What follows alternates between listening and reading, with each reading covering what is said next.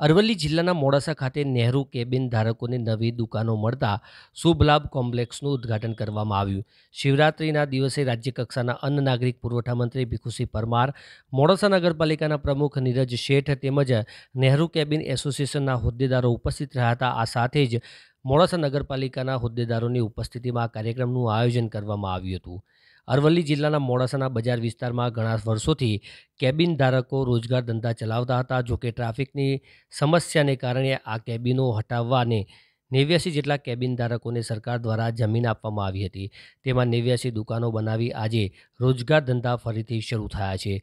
38 વર્ષ પછી કેબિન ધારકોને પોતાની નવીન જગ્યા પર દુકાનો શરૂ કરતા રાજ્યકક્ષાના અન્ન નાગરિક પુરવઠા મંત્રી ભીખુસિંહ પરમારના હસ્તે શુભ લાભ કોમ્પ્લેક્સનું ઉદ્ઘાટન કરવામાં આવ્યું હતું.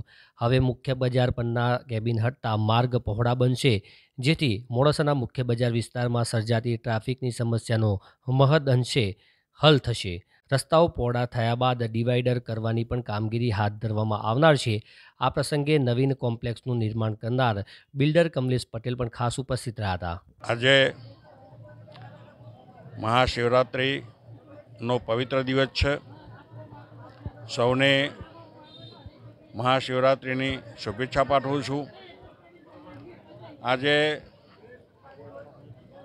મોડાસા શહેરની અંદર દુકાનોનો જે પ્રશ્ન હતો એ છેલ્લા 38 વર્ષથી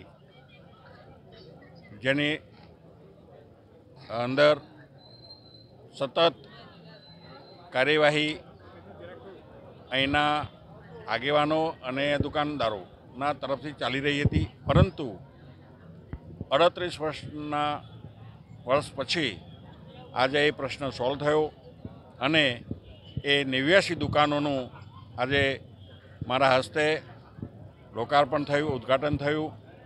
આજના આ કાર્યક્રમમાં અમારા નગરપાલિકાના પ્રમુખ નીરજભાઈ શેઠ, અમારા સંગઠનના શહેરના પ્રમુખ ભાઈ શ્રી કડિયાભાઈ અને બધા નગરપાલિકાના પૂર્વ પ્રમુખો, ઘણા બધા આગેવાનોની હાજરીમાં આ દુકાનોનું લોકાર્પણ થયું છે.